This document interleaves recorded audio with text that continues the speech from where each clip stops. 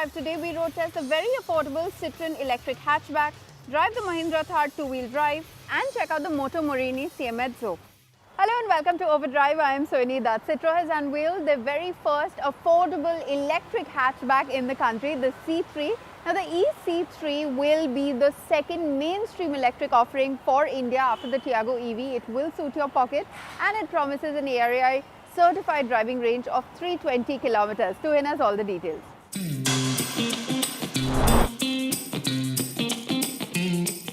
Now you might be wondering what we're doing driving the Citroen C3 all over again. But that's not quite right, is it? Because this is in fact the Citroen EC3, the newest affordable EV you can buy in the country right now. The Citroen EC3 uses a 29.2 kilowatt LFP battery pack, which gives it 320 kilometers of ARAI range. Now this should be good for about 240 to 260 kilometers in the real world, since we saw 220 kilometers on the readout with about 96% charge left. Notably, this battery pack is naturally cooled with passing air, unlike most of the liquid-cooled setups you currently see. The battery pack can function between minus 10 to 55 degrees Celsius and also ford water without trouble, although an IP rating isn't mentioned. Otherwise, the pack can withstand nail penetration as well. Now the EC3 can charge at up to 30 kilowatts of DC fast charging, and Citroen says that you don't need to keep alternating between DC and AC charging to preserve the battery. Just on DC charging, the Citroen will still be fine. Now as for AC charging, it only accepts 3.3 kilowatt, which is a bit less, but you can also charge it from a home socket in about 10.5 hours. Now we're driving the EC3 around quite a short track, so our impressions of how the car has to drive are quite preliminary. But it must be said that the 57 PS and the 143 Newton meter that this car makes, it's quite a bit less than its petrol counterparts, but it never feels inadequate. So with that crisp EV torque delivery, you always seem to make easy progress, as is true for most EVs. Even though in this case it's not quite that sharp, really, jerky acceleration that you come to expect in certain EVs. It's much more natural, it builds progressively. And Citroen says that the EC3 will do 0 to 60 in 6.8 seconds, which seems fair, and it will go up to a 107 kmph top speed. It's limited, but it must be said that the EC3 does get up to 107 kmph reasonably easily. We can't tell you how this electric EC3 rides in regular Indian conditions, but on track the sense of solidity that comes through in the ICE version seems to have been retained. It's still got nearly that same well-judged steering feel and still handles in that progressive, predictable manner that makes it quite easy to use in traffic or around corners. The added weight is apparent, of course, but like most EVs, the low center of gravity does counter that effect to an extent. Now another trait that we've started to like is the way switch from delivering power to slowing down to regen quite naturally. There is no abruptness, no sort of hesitation, and the regen level also varies with the speed. You can't choose, you can't select a specific regen level, but say at higher speeds above 80 or above 70, there's less regen, just like you would want on the highway, and then at low city speeds there's quite a bit of regen. There's no one pedal driving, so you won't come to a complete halt, but you will slow down to say a 7 or 8 kilometer per hour crawl. So as with most EVs, the EC3 is quite good to drive. It's not the most exciting EV, but it must be said that for a small city car, it gets the job done really quite well. Now, like we mentioned, you can choose between a standard and an eco mode. Now, the eco mode will reduce torque outputs. It's not just to reduce throttle response, so it reduces the torque to about 120 Newton meter, and Citroen says that that will give you about 10 to 11% more range, which is a good deal, we'd suppose. You'd be hard pressed to spot the Citroen EC3 from the ICE version. There's still a grille just like the petrol version, possibly for the naturally cooled battery, so the only differentiator is the new dual-tone paint options and the small E-badges that dot the fenders. There has been a 10mm drop in ground clearance to 170mm with the new battery pack. Now on the inside, the EC3 is near identical to the regular petrol powered C3, but of course there are some differences. For example, you get this toggle type selector which is quite heavily inspired from the one in the C5 Aircross, the facelifted one. There's no park mode, which is a bit of a miss, but what you do get is an eco drive mode. So that should help you eke out extra range when, say, you're low on power and so on and so forth. Now you get a slightly different digital instrument cluster with the electric C3. Now it's the same basic unit as the petrol C3, but it's to a black background, so it looks a touch classy, a bit better integrated. And there is a bit more information on offer. For example, you now have a clear readout between the power and the regen level, unlike say the missing tachometer in the petrol C3. But other than that, it's still quite bare in its information. So you just get a charge level readout, a range readout, and the 2 trip computers. There's still no efficiency readout, so that is still something that Citroen could have worked on. Now a few more minor differences separate the EC3 from the petrol C3. To start with, the seats, they now have this black seat cover instead of the off-whitish one that you found in the petrol C3. You finally get a day-night rear view mirror, which was a stark miss in the petrol version. And this 10-inch touchscreen, it already had that wireless Android Auto and Apple CarPlay connectivity. Now it adds connected tech features to it. Of course, they're phone-based, but now they do have been added. Usefully, boot space hasn't been compromised. It's still 315 litres with a spare wheel provided for good measure. Now in terms of how the EC3 feels in the back seat, things are somewhat similar to the petrol version, but not quite. So what is similar is that you have that same quite comfortable and wide bench with the same nice angle of recline and the very well thought out cushioning. But what is different is that the floor is a bit higher, of course, now to put in the battery, which sits here before the boot. So which means that you sit in a bit of a knees up position. It's not quite as comfortable as in the petrol C3. As you can see, there's not that much thigh support. So yeah, you are losing out a bit of comfort, but it must be said that as far as EVs go, this is really not bad at all. The Citroen EC3 carries on in the mold of the C3. It's got a sound EV powertrain, useful range for a city runabout, and the sense of space and comfort that Citroen does so well with the petrol version. We would have liked more equipment again, but we hope Citroen gets the pricing right. Our hope is a rupees sub 10 lakh entry price to fully capitalize on the fairly sparse playing field that the Citroen EC3 has to itself in the EV space.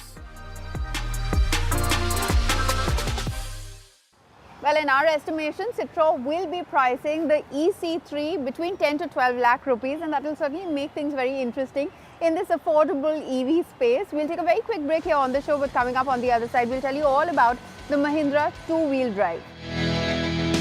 Welcome back here with us on Overdrive. Now, Mahindra Thar has been extremely popular ever since it entered the Indian market in 2020. The brand has received over 80,000 bookings ever since its launch, and now the brand has decided that it's time to widen its appeal given that there is a lot of competition around the corner. So in comes the Mahindra Thar two-wheel drive.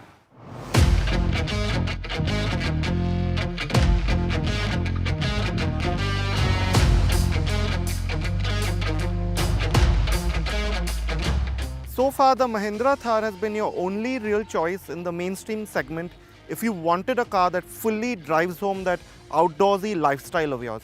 But that's set to change soon with the Maruti Suzuki Jimny right around the corner in India.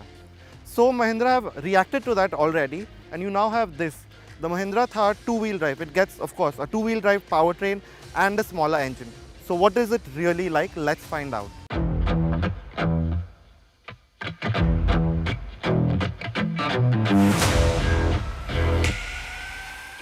The Mahindra Thar has always been under 4 meters long.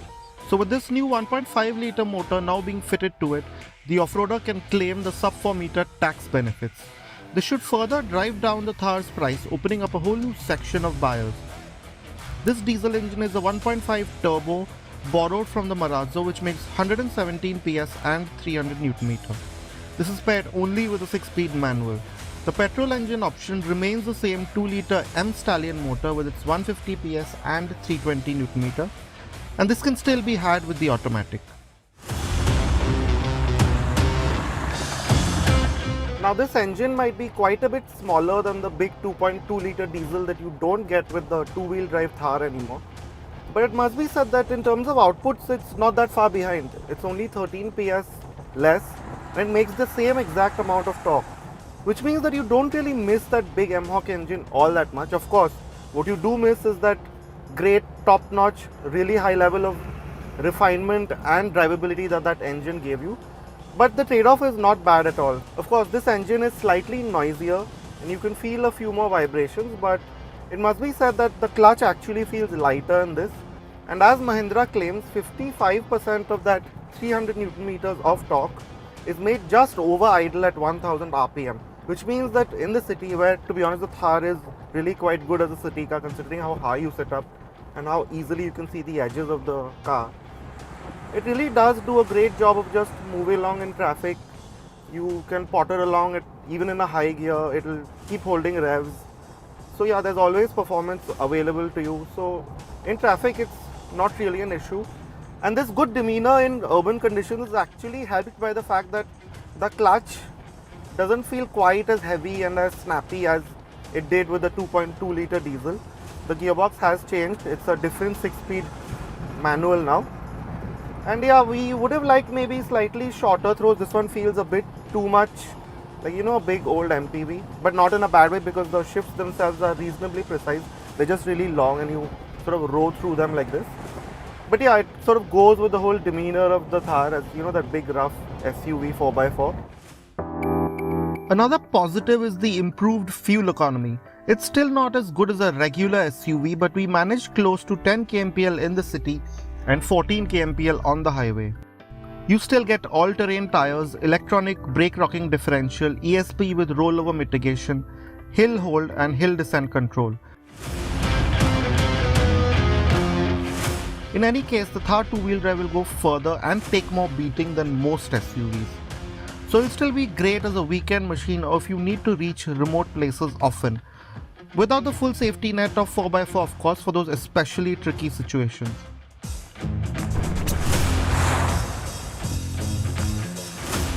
Now with the smaller, lighter engine in the front and with no 4x4, it has actually helped the Thar's, you know, handling character a little bit.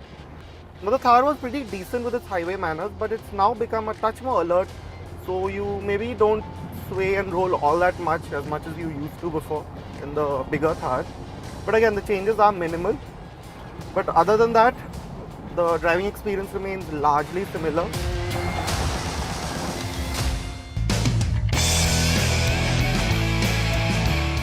So the only change on the inside of the Mahindra Thar two-wheel drive is that the 4x4 shifter has now been replaced by a usefully large storage space. So you have a fairly wide and spacious cabin as before for the front passengers, although again the driver's footwell could have been less cramped. The Thar two-wheel drive can be had in both the AX optional and LX trim levels, so the features list remain unchanged as is the case with the safety credentials. The SUV also did quite well in our panic braking test, staying true to its line and feeling confident under heavy braking. So how do you spot the Thar two-wheel drive from the regular 4x4 version? To start with, these sections of the bumpers in the front and at the back, the middle sections are now black, they're body colored, not the silver ones that you find in the 4x4 versions. Then behind, at the rear quarter panel, there's no 4x4 logo anymore. And also on this side where you have the M-Hock logo for the diesel, that's gone because now it's a CRDE engine that this one gets. The Mahindra Thar two-wheel drive seems to do the job it has set out to. It could have done with a more refined motor, but despite losing the 4x4 gear, this is still very much a Thar. It gives you that same sense of indestructibility and most of the rough road capability. The slightly better on-road dynamics and mileage are an added bonus. With prices starting from 10 lakh rupees, the Mahindra Thar two-wheel drive certainly is a very attractive choice for someone who is interested in cruising the highways most of the time, but also likes a bit of adventure over the weekends. We'll take a very quick break here on the show, but coming up on the other side, we tell you all about the Moto Morini Seiemmezzo 650cc motorcycle. Welcome back, you're watching Overdrive. Now yes, the 650cc Moto Morini Seiemmezzo does sound Italian, but is it a thoroughbred steed? Let's find out.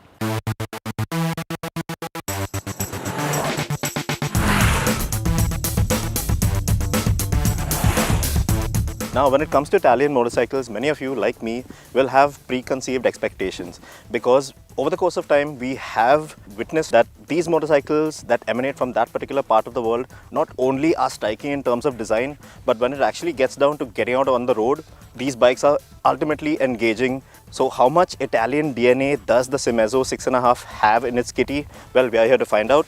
So let's get to it.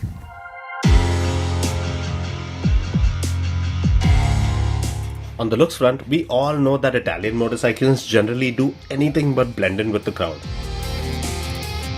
But with the Cmezzo 6.5, at least this retro street avatar, its design might not be overly outstanding, but it looks very neat overall. The round headlight with the LED halo, while not being very unique, does look attractive. And the bike does have a bold, solid look about it with the sturdy 43mm KYB upside down fork, the big muscular 15.5 litre tank, the tidy midsection with the exposed steel frame and the slightly contoured seat.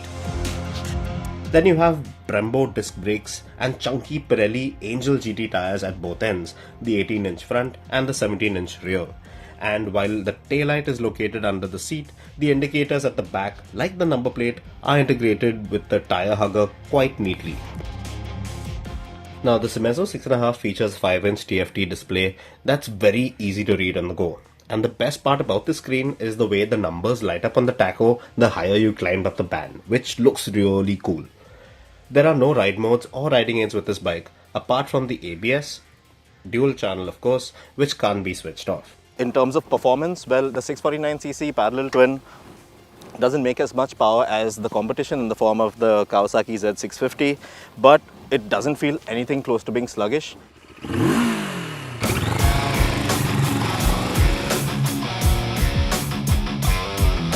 The engine is the same 649cc liquid-cooled parallel 12 unit from the Escape 650 Adventure motorcycle, but power output is down by 5 PS. So here, the motor makes a max of 55 PS of power and peak torque is around 54 Nm. The 8-valve DOHC unit is very refined in its method of functioning. Throttle response is smooth and you won't be caught off guard with any spiky surge of power during closed and open throttle transition. In terms of ride quality, the Cmezzo does strike a good balance between sport and comfort. The riding triangle is a comfortable one, and the suspension, although it doesn't kill off bumps completely at slow speed, does remove the sharpness from them. At higher speeds, this bike is very comfortable and predictable in its manner of functioning as well. But the quicker you go, the more comfy you and your pillion are going to feel on this bike. The front end does tend to dive down a fair bit under hard braking, but the best part is the front fork is adjustable, which allows you to change that around. In fact, the Cmezzo gets quite a good amount of familiar hardware in the form of KYB suspension at both ends, Brembo disc brakes at both ends as well, dual channel ABS from Bosch and Pirelli tires. Now exactly how much Italian DNA does the Cmezzo 6.5 have in its kitty? Well, in the true aspect of the sense, it does exude a lot of qualities that you would assume from an Italian brand and a motorcycle of this caliber. Well, it has a decent enough engine, a good ride and handling dynamics, and yes, it looks pretty nice as well. But I think the only crux of the matter is if you were to select this bike over the competition, the Z650 from Kawasaki and the Trident 660, the Triumph, the only thing that you should look out for is something like the sales and service network, because although the Cmezzo Moto Morini is operating out of the Moto Vault Arena, we are told that there are just 9 showrooms of Moto Vault Arena around the country. But the good thing is they are tied up with Benelli and Kiwe. So they will have, if you own a Moto Morini motorcycle and you have a dealership, a Kiwe or a Benelli dealership around the place nearby, well, you can get your bike serviced from those outlets. But that is something that you will definitely want to factor in before you buy a machine like this. Well, that's it then from us on this week's edition of Overdrive. But remember, you can stay in touch with the team through Facebook, Twitter as well as YouTube. And you can follow our latest updates on Instagram. We'll see you next week. Until then, goodbye. Many thanks for watching.